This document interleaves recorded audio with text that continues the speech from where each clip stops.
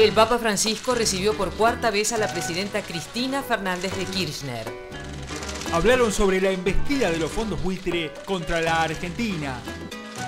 De la deuda y los intereses, de que si esto se lleva adelante es el agobio y la miseria para los pueblos. El sábado la presidenta viajó de Roma a Nueva York. La presidenta primero se reunió con el secretario general de la ONU, Ban Ki-moon. Recibió un fuerte respaldo de los sindicalistas del mundo. Esto para No llores por mí, Argentina, es No llores por mí, the world, el mundo. Por último, recibió al magnate húngaro, George Soros, con quien se reunió durante más de una hora. Tengo el honor de dar la bienvenida a la excelentísima señora Cristina Fernández de Kirchner. El discurso ante la Asamblea de las Naciones Unidas marcó claramente la posición argentina.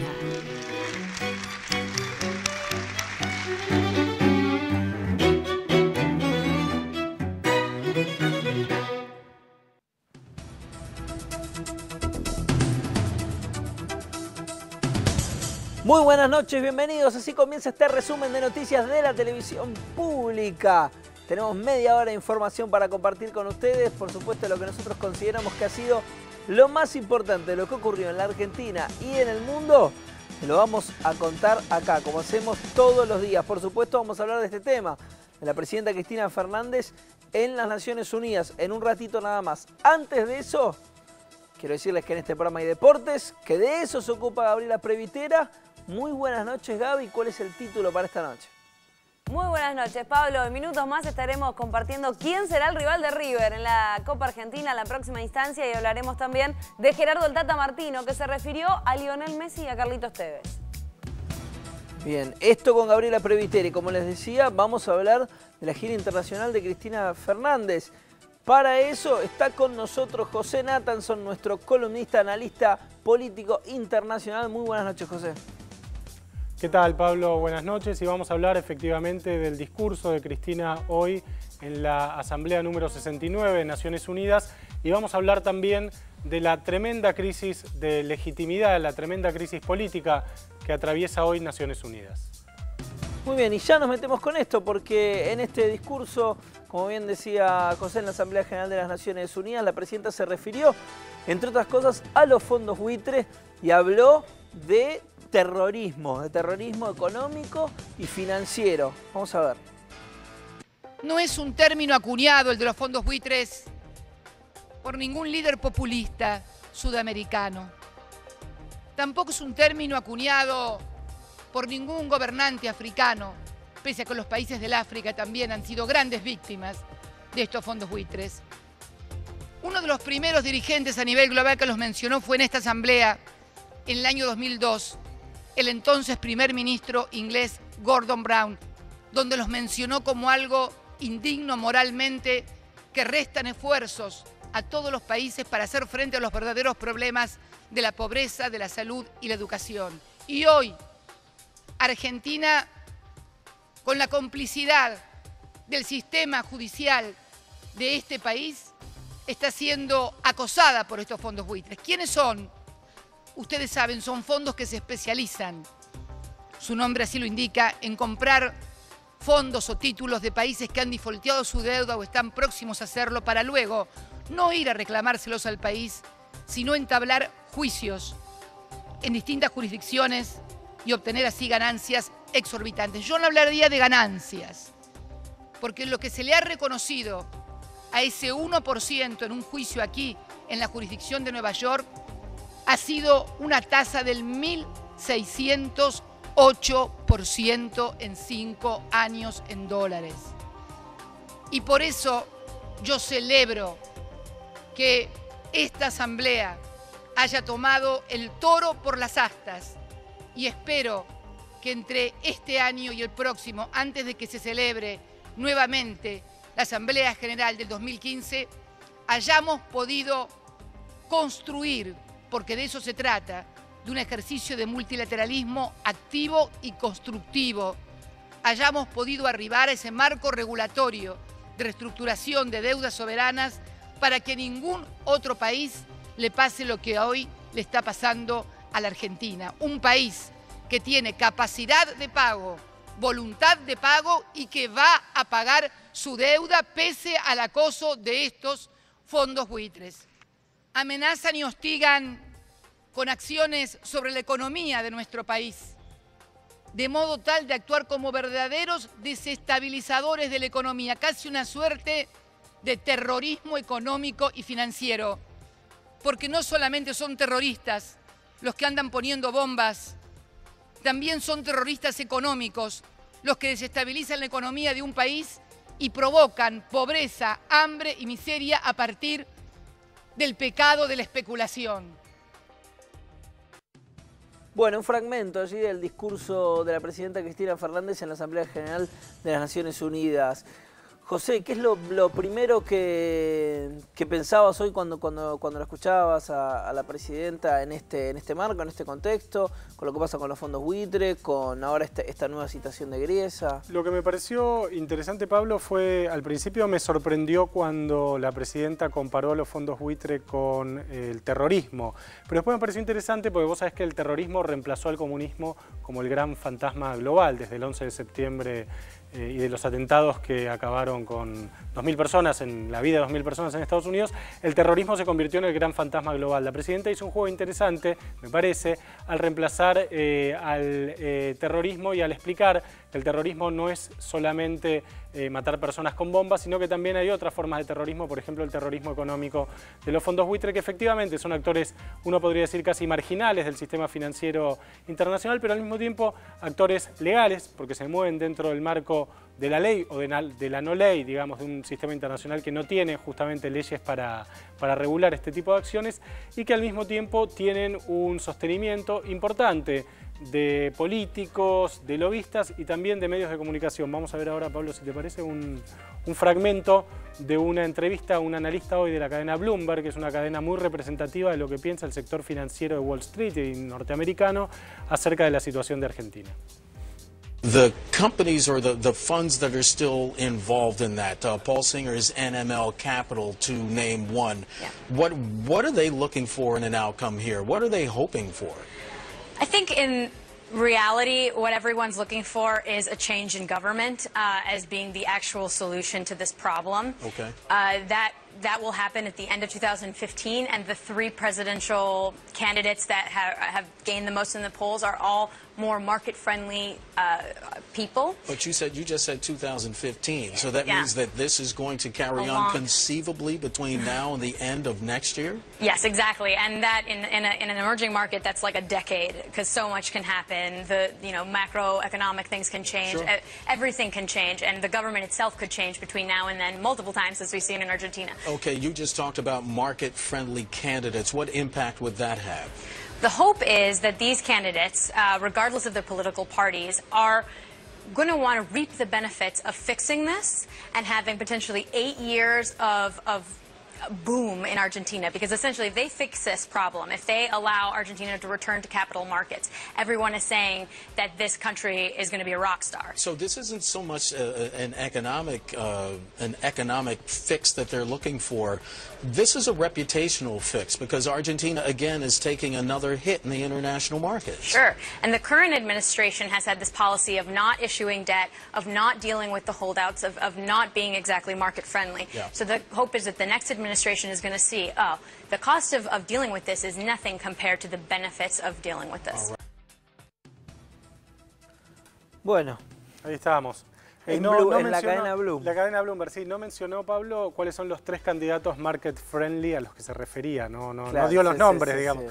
Eso hubiera sido interesante. Pero digo, más allá de la superficialidad del análisis de la chica esta de la cadena Bloomberg, lo que me parecía interesante era remarcar cómo el poder económico norteamericano, digamos, como una parte del poder financiero norteamericano, cómo Wall Street ve la situación de Argentina en contraste con el discurso hoy de la presidenta en la Asamblea General, en donde básicamente agradeció a los 124 países que en su momento votaron una resolución que todavía tiene que ser implementada y que lamentablemente no va a regir para el caso argentino, por lo menos para el caso argentino ahora, porque sería una resolución hacia futuro, pero que intenta ponerle algún tipo de marco regulatorio, algún tipo de de marco legal a las reestructuraciones de deuda soberana. Como ya hablamos acá alguna vez, las reestructuraciones de deuda soberana hasta ahora se rigen en la más pura anarquía. No hay un marco regulatorio internacional que diga cuando un país quiere reestructurar su deuda hay que hacer esto o hay que hacer lo otro. Eso todavía no existe. La idea es que haya una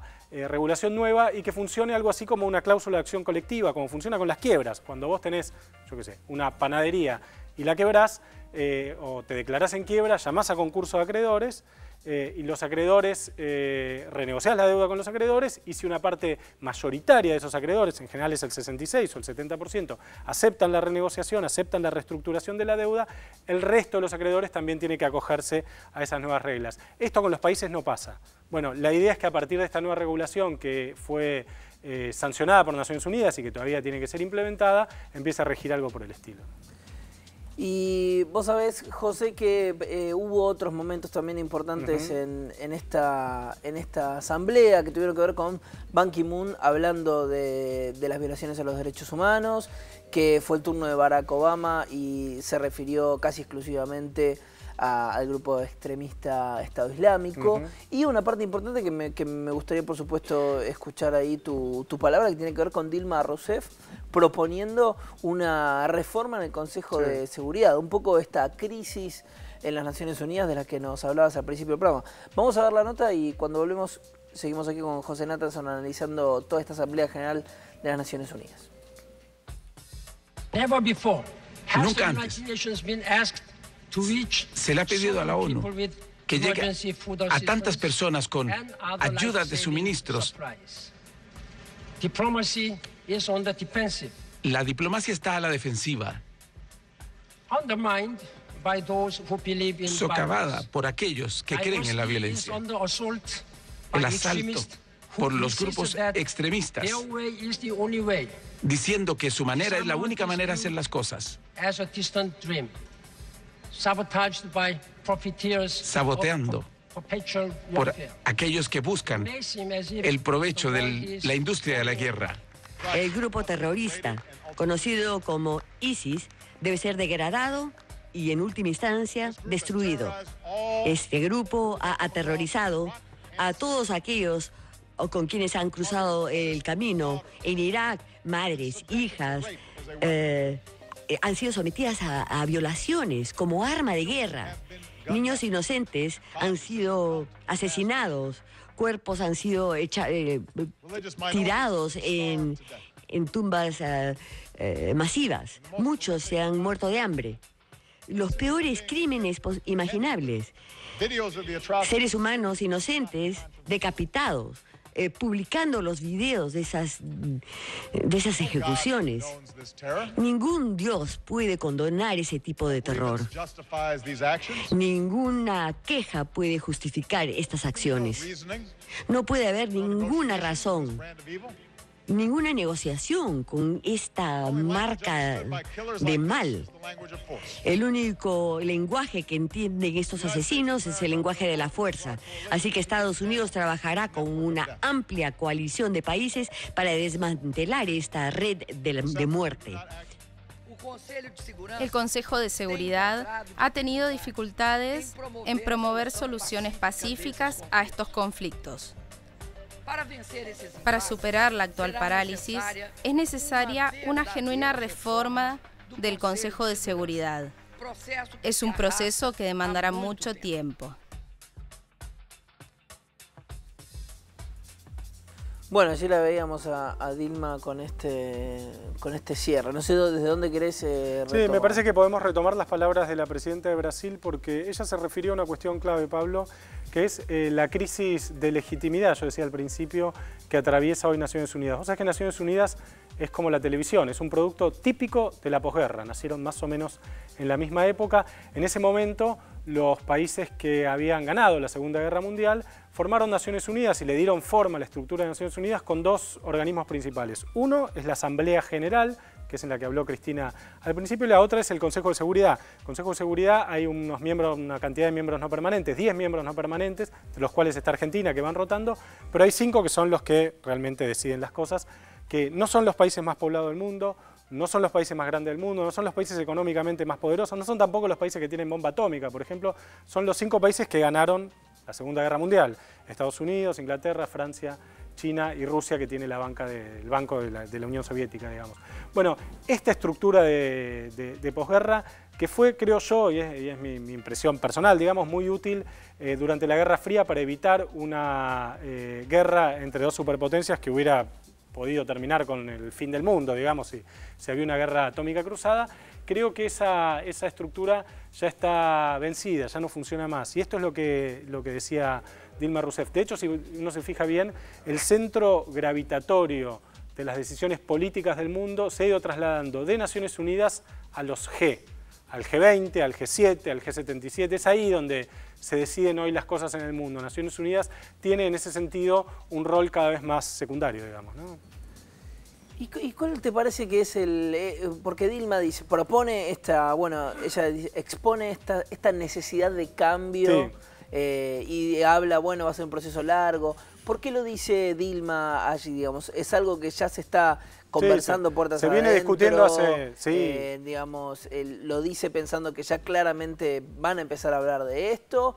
¿O está hablando de algo que, por ejemplo, Estados Unidos no quiere que se hable? Lo dice, me parece, por dos motivos. Uno, porque efectivamente la reforma en Naciones Unidas es un tema que se viene discutiendo hace mucho tiempo por alrededor de muchos países. Pero también lo dice porque Brasil está especialmente interesado, porque Brasil aspira a una banca permanente en el Consejo de Seguridad de Naciones Unidas, cosa que parece difícil que en este momento suceda, entre otras cosas porque Argentina se opone. Argentina no está dispuesta a apoyar a Brasil en eso. Ahora, más allá de lo que pase efectivamente con la reforma, por lo que vos decís es cierto, Pablo, sin el apoyo de Estados Unidos, que por ejemplo aporta 1/4 del presupuesto de Naciones Unidas. Naciones Unidas tiene para el año 2014 un presupuesto estimado en 5.400 millones de dólares, digamos, no es poca plata. Quiero decir, Naciones Unidas es una burocracia global enorme. Solo en la Secretaría General de Naciones Unidas, solo en la Secretaría General, trabajan 44.000 personas en todo el mundo. Digo, para los que se quejan de la estructura del Estado argentino, ¿no? Digamos, es una estructura burocrática gigantesca. Ahora, al mismo tiempo, yo creo que Naciones Unidas tiene una serie de organismos más o menos descentralizados que orbitan alrededor de la Secretaría General o de la Asamblea General, como por ejemplo el ACNUR, que es el que se ocupa de los refugiados, la FAO, que es el organismo que se ocupa de la alimentación y el agro, y que actúa muy rápidamente cuando hay crisis de hambre, cuando hay grandes hambrunas, por ejemplo en África. Por ejemplo, organismos muy específicos que se ocupan del tema de las minas terrestres, el otro día estaba mirando, hay un organismo de Naciones Unidas que se ocupa de analizar y ver qué se hace con la chatarra que está en el espacio. O sea, que en el espacio está orbita alrededor de la Tierra un montón de naves espaciales, satélites, cosas que han ido quedando y que parece que es peligroso porque pueden caer sobre la Tierra o puede haber contaminación o lo que sea. Bueno, Naciones Unidas tiene un organismo específico que se ocupa de eso. Quiero decir, en este sentido Naciones Unidas sigue siendo útil. No hay otro organismo como Naciones Unidas que pueda regular el tema refugiados, que pueda regular el tema chatarra nuclear, chatarra girando alrededor de la Tierra. Bueno, para estas cosas sí funciona. Ahora, como centro de decisiones políticas del planeta ya no funciona más. Está caducando aparentemente. Está caducando, exactamente. Bueno, y estuvo justamente también en la reunión de este Consejo de Seguridad la presidenta Cristina Fernández y fue muy dura justamente con el Consejo, lo cuestionó fuertemente. Vamos a ver la nota. Mi país, la República Argentina, junto a los Estados Unidos de Norteamérica, fueron los dos únicos países del continente americano que fueron objetos de salvajes atentados terroristas.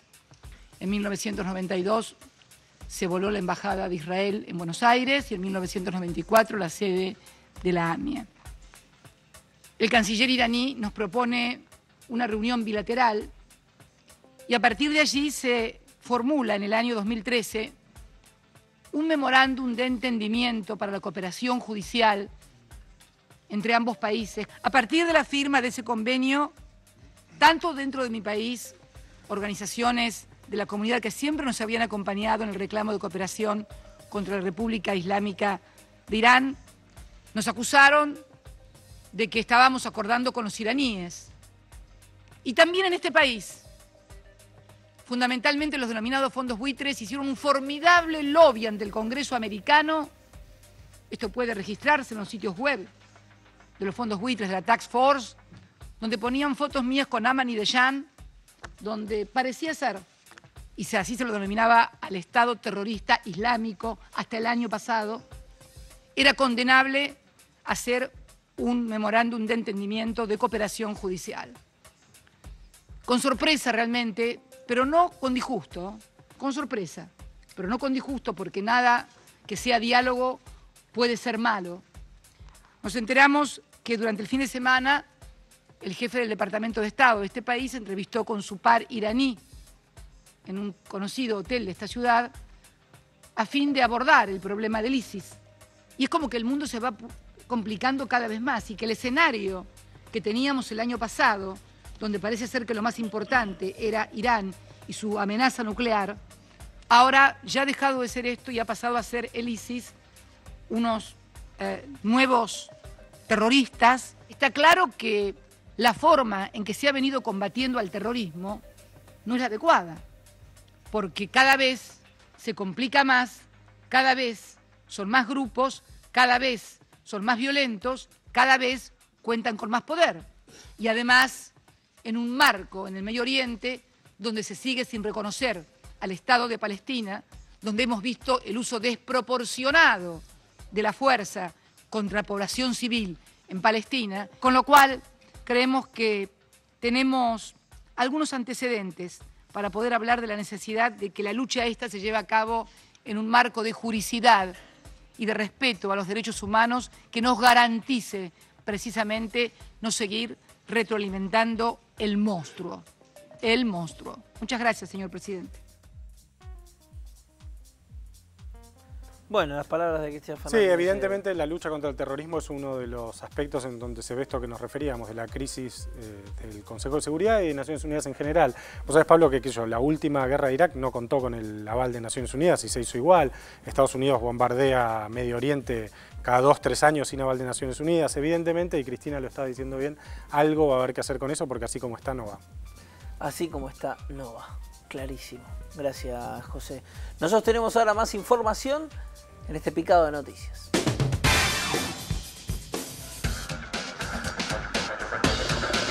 Economía aprobó el contrato de fideicomiso que propone a Buenos Aires y París como sedes para sustituir al Bank of New York Mellon como agente pagador de la deuda pública.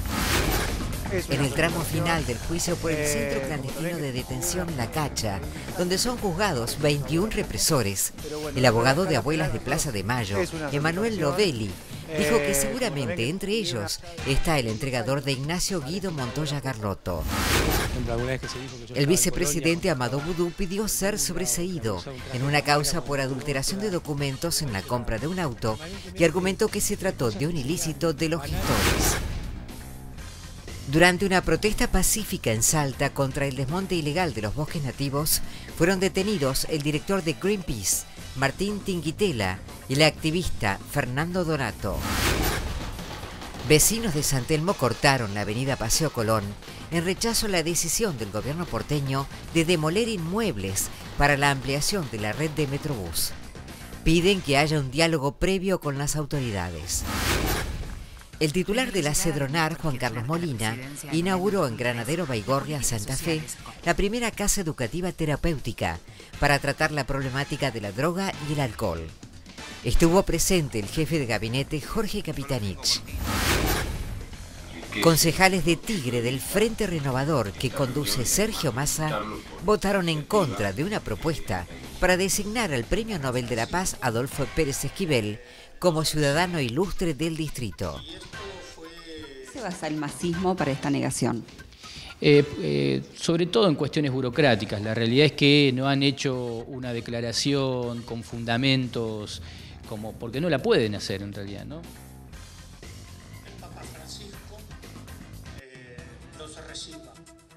La empresa AUSA está levantando un muro en la autopista Ilia, al costado de la autopista Ilia, por supuesto, en el tramo que pasa por la Villa 31. Ellos lo denominan cerco antivandálico y antirrobo. Las autoridades porteñas dicen que es simplemente algo que tiene que ver con la seguridad vial. Los vecinos y distintas organizaciones se oponen a la construcción de este muro. Delegados barriales de la Villa 31 explican por qué se oponen al enrejado que el gobierno porteño construye al costado de la autopista Ilia. Por tema de cerrarla para que no vea la villa, la realidad, lo están haciendo esto. Y estamos peleando en la legislatura para que se urbanice la villa, para que haya una escuela, para que haya un centro de salud, para que entre ambulancia, bomberos y policía también. Hay mucha inseguridad, hay mucho acá en el barrio. El argumento del gobierno de la ciudad dicen que es para protección de los automovilistas que utilizan la autopista esta Ilia porque se los apedrean o por cuestión de inseguridad. ¿Ustedes qué dicen? Lo vi en muchos canales que dice que somos todos delincuentes. Yo creo que si somos todos delincuentes no habría muchos trabajadores que salen acá de la villa para ir a laburo, porque de las 5 de la mañana hay muchísima gente que van a laburar.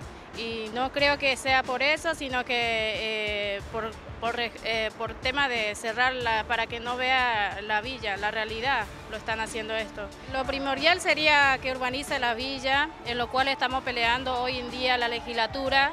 Por nuestro dictamen está el tema del acceso, la escuela, que no vemos acá adentro de la villa y se ve la realidad que adentro falta cloaca, no hay agua y priorizamos eso.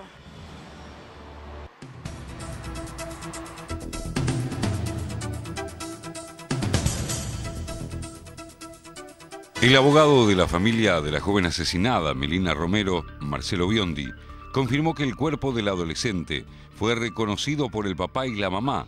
Adelantó el letrado que el próximo paso es la pericia de autopsia que se va a realizar el sábado en la morgue judicial de Lomas de Zamora. El cadáver de Melina, recordemos, fue hallado ayer detrás del predio de la SEAMSE en José León Suárez, a la vera del río Reconquista, aunque la confirmación oficial de la identidad del cuerpo recién se produjo durante la noche. Biondi aseguró que es muy importante la autopsia para obtener material orgánico que permita elaborar un ADN y ser comparado con el de los detenidos. Lo único que quiero, la justicia que actúe, que siga actuando y que bueno, los dejen bien presos, que no salga más a nadie. ¿Son los autores? Y están presos, así que son ellos. ¿Qué piensa de quiero que sigan presos, que no salgan más, que los castiguen la justicia, que vayan presos. Ahora la testigo clave dio muchos datos para llegar inclusive al cuerpo. Sí, dio muchos detalles, pero bueno, de ahí hasta este resultado, mucho tiempo estuvo pobre el cuerpo de Melina tirado. Y ¿cómo fue que pudieron reconocerlo fehacientemente, Rubén? Y bueno, sus detalles, algunos detalles que tenía en la ropa, más que nada zapatilla y... ¿Tenía la misma ropa con la que habían salido de su casa? No, zapatilla, porque el resto de las cosas no se pudo observar.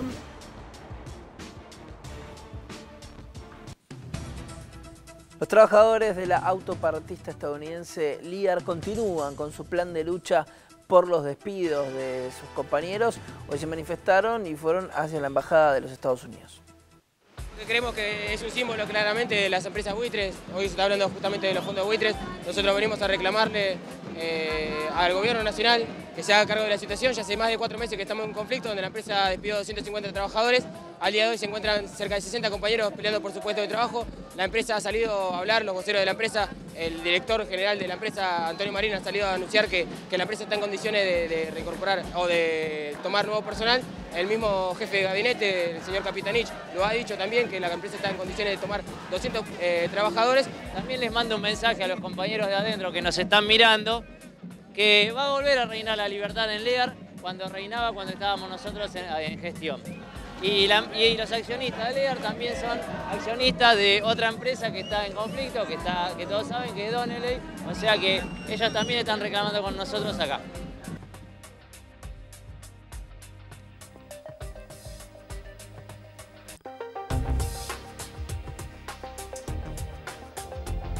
El Estado Nacional puso en marcha una iniciativa para modificar los documentos públicos referidos a los maestros que fueron víctimas de la dictadura. Lo que ocurre es que figura en esos expedientes un presunto abandono de tareas. Es por eso que en los antecedentes oficiales del escritor Haroldo Conti desaparecido el 5 de mayo de 1976. Se aclaró que su trabajo fue interrumpido por su desaparición forzada. Haroldo Conti fue profesor del Colegio Juan José Paso de esta capital federal. El acto de reparación se realizó en la ex ESMA y estuvieron los hijos y nietos del escritor con las autoridades del espacio, funcionarios de educación y de derechos humanos.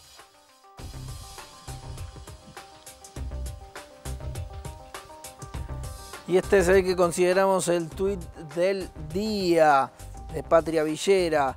Dice, por la penalización en nuestros barrios, nuestras pibas se mueren en las clínicas truchas o ya no pueden tener más pibes. La realidad de lo que pasa con los abortos clandestinos. De esta manera esta ONG se pronunciaba a favor, por supuesto, de la despenalización del aborto.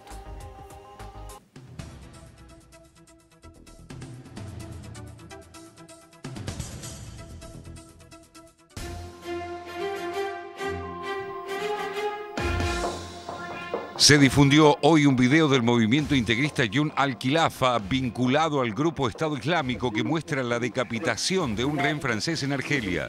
El video se titula Mensaje de sangre para el gobierno francés. El lunes pasado, este grupo fundamentalista islámico que se dice afiliado a Estado Islámico había amenazado con asesinar en 24 horas al rehén francés Hervé Gourdel, un alpinista de 55 años secuestrado en las montañas de Argelia, si París no detenía sus bombardeos contra posiciones de Estado Islámico en Irak.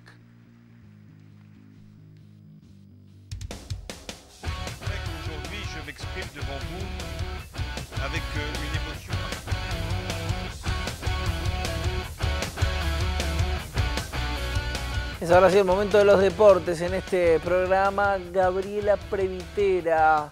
Vamos a arrancar hablando de Gerardo el Tata Martino, ¿me parece? Me parece bien. El entrenador de la selección nacional, porque ha hablado en las últimas horas, lo hizo por la mañana, también por la tarde con distintos medios, y ha tocado dos temas muy importantes para la gente aquí en la República Argentina, que tanto ha cuestionado a Messi, el faltazo al partido anterior y también a Carlitos Tevez. Bueno, por un lado, Carlos Tevez no está en esta convocatoria, pero sí está Lionel Messi. Y lo que dijo el entrenador es que no estará en todos los partidos que va a tener la selección argentina, entendiendo que es el mejor futbolista del mundo y el mejor futbolista de Argentina, más allá de que en la actualidad tiene a Ángel Di María jugando en muy buena forma y también lo reconoció.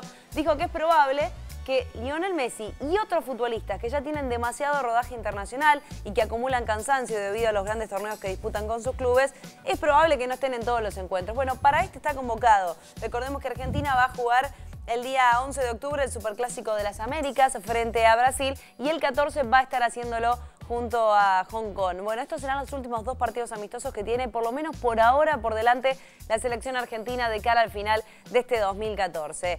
Cambiamos de tema, ahora nos vamos a meter en fútbol también, pero el fútbol argentino y en la Copa Argentina, que lo tiene Rosario Central como rival de River, ni más ni menos. River que ya estaba ya clasificado a los cuartos de final de la Copa Argentina, este torneo tan federal que tiene nuestro país.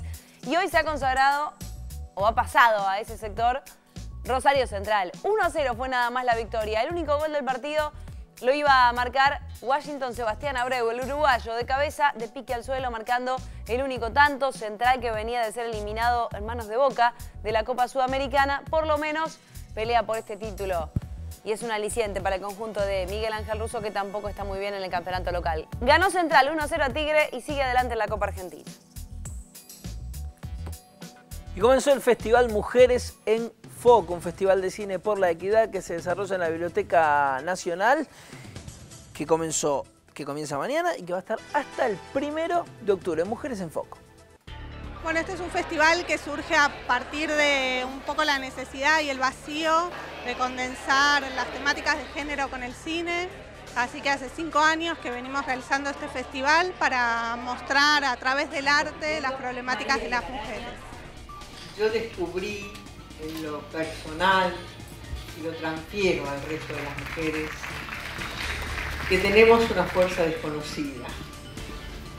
Nosotros, quizá por la vida que llevamos, una vida tranquila o sin problemas, o de otra generación como es la mía, Nunca nos imaginamos que cuando la vida nos provoca o nos convoca, tenemos una fuerza adentro increíble.